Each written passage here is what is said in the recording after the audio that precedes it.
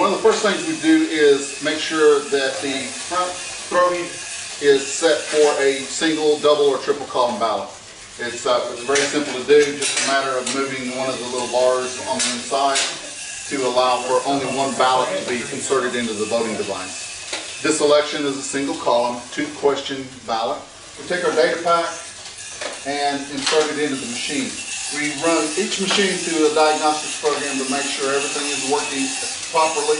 Okay, once we run each machine through diagnostics and make sure that it's ready to count ballots, we actually do receive a 0 printout, which gives us all the information we need: precinct number, ballot style number, and for this machine, once we retrieve our ballots that we're going to use for a test deck, we then proceed with testing. Once the information was downloaded into the MPR and the computer, that data pack, the same data pack, is brought back and put back in the machine. All that information, all the test information that we used to make sure everything was working correctly, the machine, the mechanics, the program, the ballots, all of that information is now zeroed out. The information that shows up on the tape are ballot statistics, the ballot ID or precinct information. You can see this is precinct 123, the security codes, and in fact this shows registration of this particular precinct, and then 0 totals. We have the certification message, the line for our precinct workers to sign in. We're ready to go.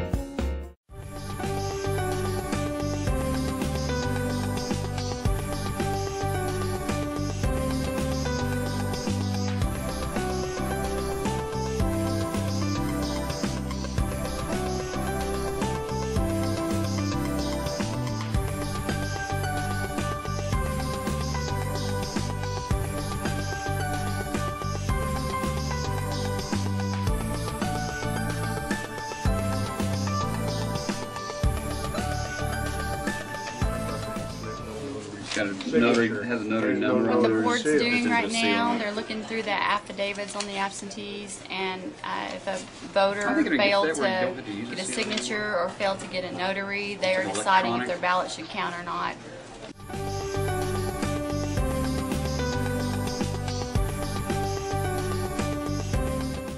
What they're doing is they're checking the ballot accounting forms, and they are making sure that the precinct officials have accounted for all their ballots and that their math is actually done appropriately. And then we're going to compare this a little later to the tapes from the machine.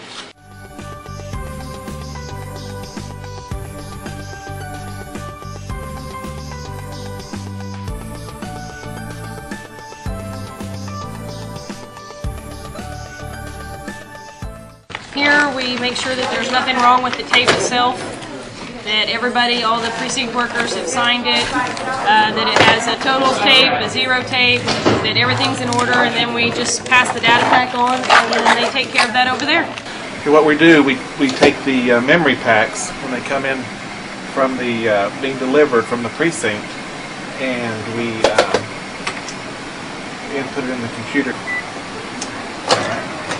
And I just hit enter, and it's reading the memory pack, and it'll tell me how many ballots were cast. This is where all the totals are kept. The precinct workers pull this data pack out of the voting device on election night, and they bring this data pack to our office, and we put it into our memory pack reader, and then all of the votes are accumulated and counted. And once all of the precincts have been read, then we are finished with our vote totals for the evening.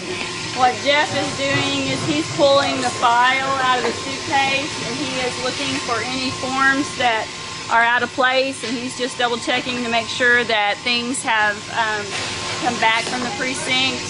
This table, what Nancy's doing is she is checking off the forms booklets and making sure that we've accounted for all the forms booklets that we've used on the election from every precinct.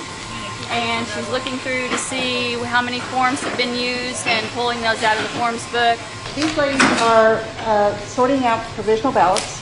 They're looking for any provisional ballots that will be counted. Go through and they make sure that the orange bag has not been unlocked from the little orange tag right here, and that just says no ballot cast and what precinct they came from. What's going on back here at this area is they are looking through two different envelopes. In the clear envelope has a lot of the voter registration forms, and they are instructed at the polls for the precinct officials to put the ones that were completed into the darker blue envelope. On election night, we have to go through the unused pack to make sure there are not any used ones, and vice versa. This is our vault, and there are all the precinct numbers and all of the ballot boxes that are assigned to every precinct.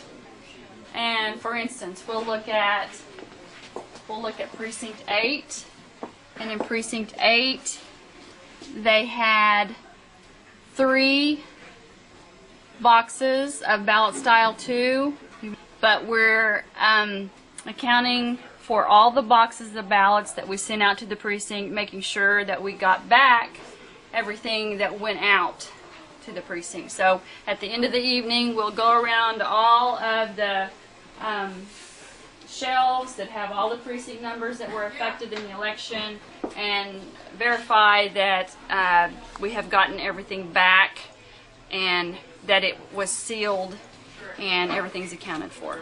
Once everything's accounted for, then the deputy sheriff will take his key and lock the vault, and the vault will stay sealed for 3 days for the contest period. This is one of our areas at the election board that they don't get out of this area very much. They do training, precinct workers and everything, but they have a lot of responsibility because they're in charge of staffing the polling places, and they're in charge of making sure that we have polling facilities to vote in. And right now, tonight, what they're doing is they're trying to balance their payroll. Basically, we are taking the results that are added into our system with the state, transposing them into a spreadsheet, which is then uploaded to the county's website. In this method, we can update the website about every 5 or 6 minutes, or as the results warrant.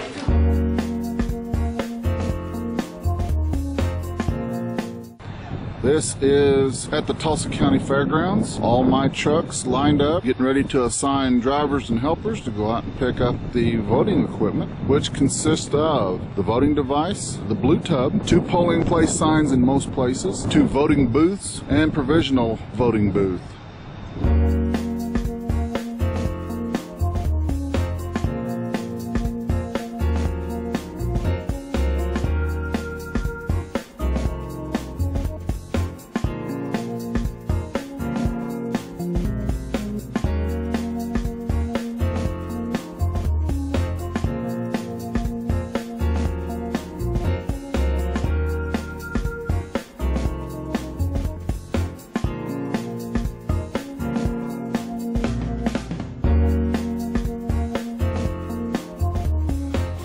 Voting booths on one side, tubs on the other, voting devices in the racks, signs and provisional voting booths on the other side.